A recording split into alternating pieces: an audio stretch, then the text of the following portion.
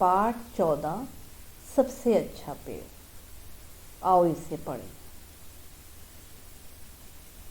3 भाई थे। एक दिन सुबह के समय तीनों ने घरों की तलाश में निकल पड़े। गरम गरम धूप में वे सड़क पर चलते चले गए। थोड़ी देर में आम का एक बड़ा पेड़ आया। जब वो चलते चले गए तो थोड़ी देर में आम का एक बड़ा पेड़ आया। उसके नीचे ठंडी छा मतलब होता है छाया। तीनों भाई उसके नीचे आराम करने लगे। पेड़ के पके आम तोड़ तोड़ कर वे मीठा मीठा रस चूसने लगे। बड़े भाई ने कहा, भाई मुझे तो यही जगह पसंद है। आम के पेड़ से बढ़कर क्या हो सकता है। आम कच्चे होंगे तो हम अचार बनाएंगे, और जब वे पक जाएंगे तो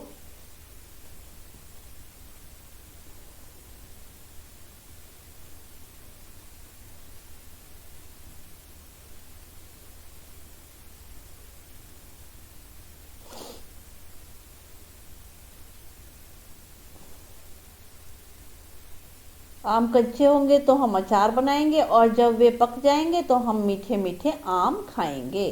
कुछ आम हम बाद में खाने के लिए सुखा कर रख लेंगे।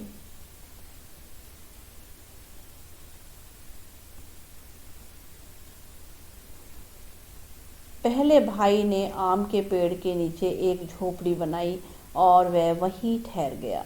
लेकिन उसके भाई वहां नहीं ठहरे, वे आगे चल पड़े। चलते चलते उन्हें केले के कुछ पेड़ मिले। तभी आसमान से एक काला बादल गुजरा। टप टप पानी बरसने लगा। ये देखो, टप टप पानी बरसने लगा। दोनों भाइयों ने केले का एक एक पत्ता काट लिया।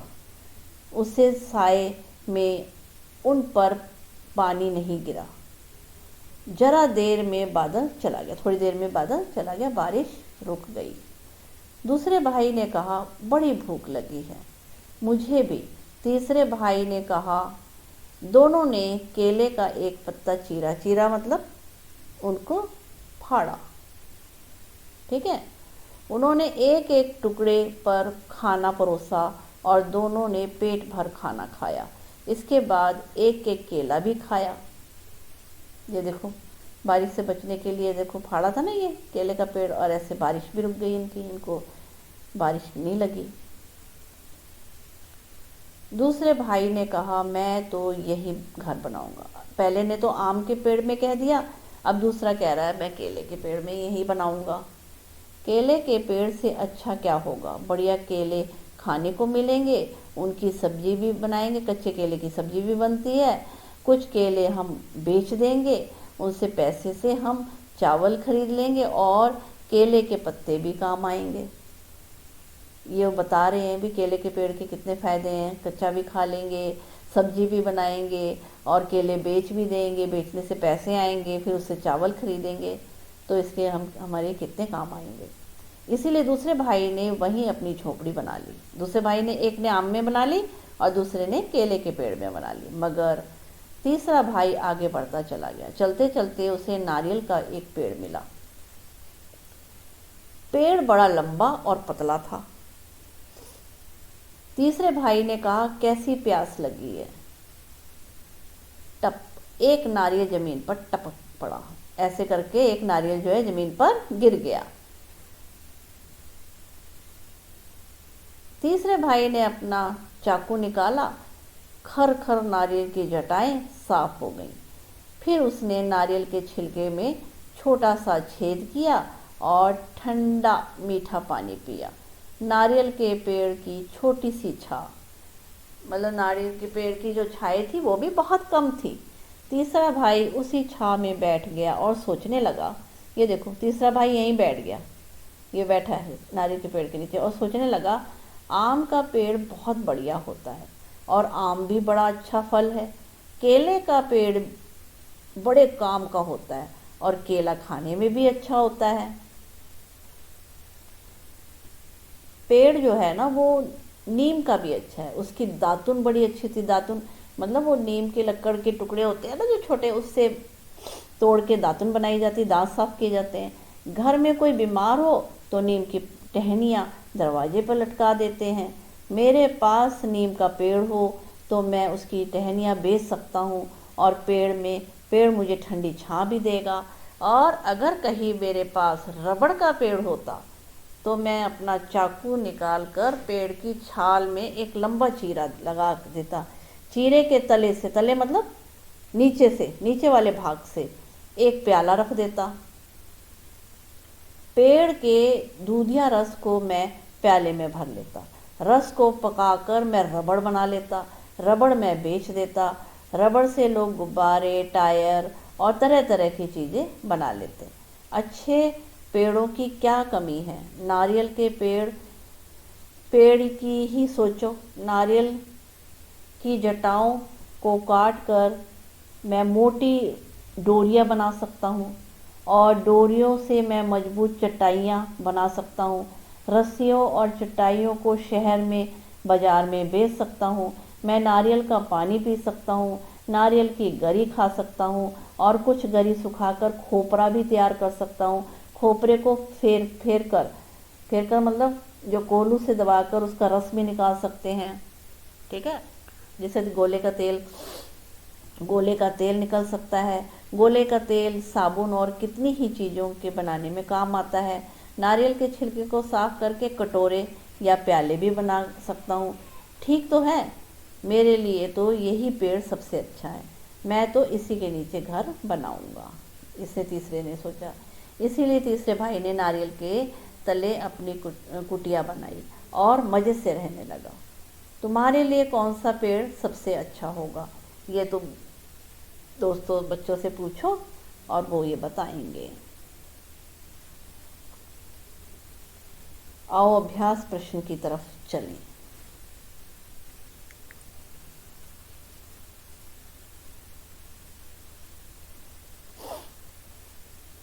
जरा सोचो तो, तीनों भाई किस मौसम में घर की तलाश में निकले? तो इसका उत्तर है गर्मी के मौसम में। अगला, तुम्हें कैसे पता चला? क्योंकि सब तेज धूप में घर से निकले और रास्ते में काले बादलों के साथ बारिश भी आई थी, इसलिए हमें पता लगा वो गर्मी का मौसम था। कौन सा महीना होगा? तो इसका आंसर है जून या जुलाई का महीना। घर की तलाश पर निकलने से पहले वे कहाँ रहते थे? वे तीनों अपने पुराने घर में रहते थे। अगला अभ्यास, कैसे चुनोगी? इस मौकों पर तुम किस पेड़ के पत्तों का इस्तेमाल करोगी? मेहमान को खाना खिलाने के लिए केले के पत्ते का, बारिश में भीगते समय छाते की तरह केले का पत्ता, सीटी बजाने के लिए पीपल का पत्ता फिलअप करेंगे, रंग बनाने के लिए टेसू का पत्ता, गर्मी से परेशान होकर पंखा झलने के लिए नारियल का पत्ता। क्या लगाओगी? तुम्हें अगर पेड़ लगाना हो तो तुम कौन सा पेड़ लगाओगी? तुम वही पेड़ क्यों लगाना चाहोगी? तो इसका हम आंसर देंगे, मैं अपने बगीचे में केले का पेड़ लगाऊंगी क्योंकि वह जल्दी बड़ा हो जाता है और मुझे खाने में केला बहुत अच्छा लगता है। पहचानो और मिलाओ। यहाँ कुछ पत्तियों के बारे में कुछ वाक्य दिए गए हैं। वाक्यों को सही चित्र में मिलाओ। पत्ती पहचान पा रही हो तो उसका नाम भी लिख दो। ठीक है, तो लंबी पतली पत्ती जो आगे से नुकीली हो, तो इसका होगा, यहाँ पे भरेंगे आम। ठीक है, अगर हम पत्ती भी पहचान पाए आम की तो वहाँ पे हम फिलअप कर देंगे। तो आम की पत्ती जो है ये तीसरे नंबर पे होगी, ये वाली। ये मैच जो है बच्चे अपने आप करेंगे। ठीक, दूसरा, नीचे से गोल आगे जाकर नुकीली हो जाती है। तो ये कौन सी है? पीपल की। तो पीपल की ये लगती है। अगला, जिसके किनारे लहरदार हैं। लहरदार किसके होते हैं? केले के। ये वाला इसका मिलाप करेंगे बच्चे। गोल पत्ती कमल की होती है, देखो सबसे ऊपर गोल है ये वाली, ये किसकी है? कमल की पत्ती।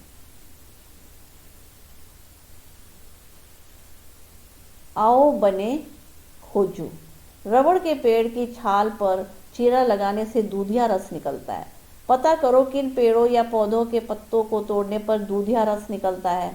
अब पत्तों को सुखाकर चिपकाओ उनको, जिसमें दूधिया रस निकलता हो, जो चिकनी हो। अब दूधिया रस किस में निकलता है? इसका आंसर देना है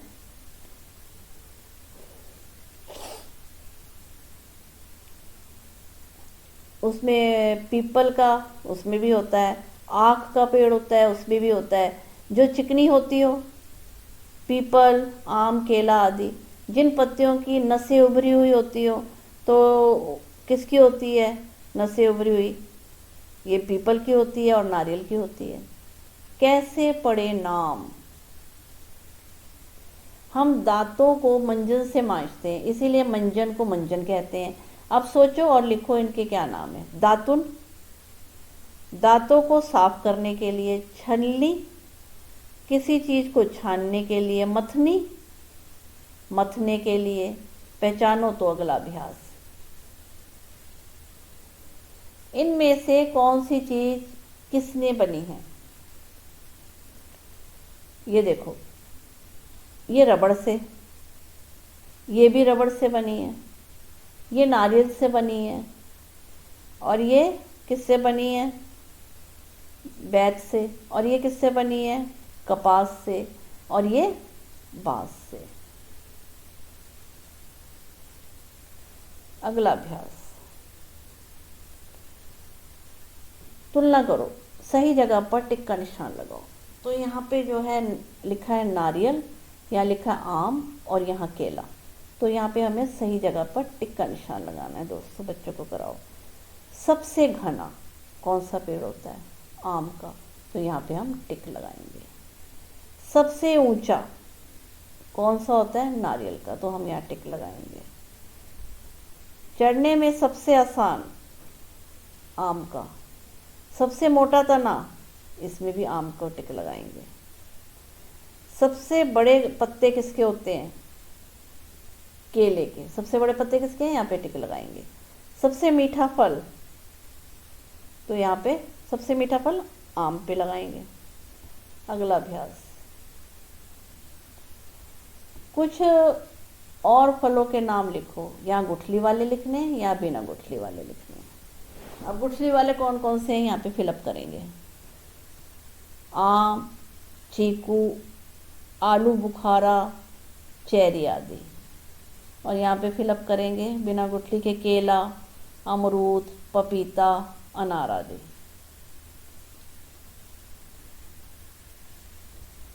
बताओ किन फलों को छिलके के साथ नहीं खा सकते हैं? केला, तरबूज, नारियल, लीची आदि। कौन से फल हर मौसम में मिलते हैं?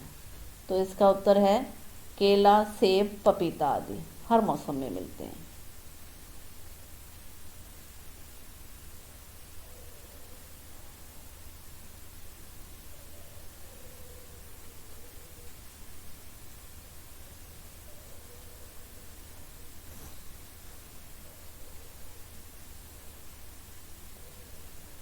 चलो बनाएं बधाई कार्ड। इसमें क्या है? जरूरी सामान रंग बिरंगी पेंसिल, शार्पनर, कार्ड शीट या पोस्ट कार्ड, गोंद और स्केच पेन। ये चीज़ों की सामग्री की ज़रूरत है। अपने आसपास के पेड़ पौधों से छोटी छोटी फूल पत्तियाँ इकट्ठी करो। दोस्तों बच्चों से बोलो कि आसपास जो भी पेड़ पौधे हैं ना, उसकी छोटी छोटी फूल और ये पत्तियाँ इकट्ठी करो। इन्हें किसी मोटी किताब में अलग अलग पन्नों के बीच दबा कर रख दो। अपनी बुक लो, उसमें दबा कर रख दो। जो नहीं पढ़नी उस बुक में दबा के रख दो। 1-2 दिन बाद जब वे सूख जाए लगभग, तो उन्हें मन चाहे कागज या कार्ड बनाकर उस पर चिपका दो। चिपकाने के लिए सादा पोस्ट कार्ड भी ले सकते हो। स्केच पेन से उसमें संदेश लिखो और ऐसे ही सुंदर सुंदर कार्ड बनाकर अलग अलग अवसरों पर अपने सगे संबंधियों को भेजो। इससे बच्चे जो है इसमें सीखेंगे और खुश भी होंगे और उन्हें बहुत मज़ा आएगा। धन्यवाद दोस्तों, मेरे चैनल को सब्सक्राइब करो, मेरी वीडियो को लाइक और शेयर करो। बहुत बहुत धन्यवाद।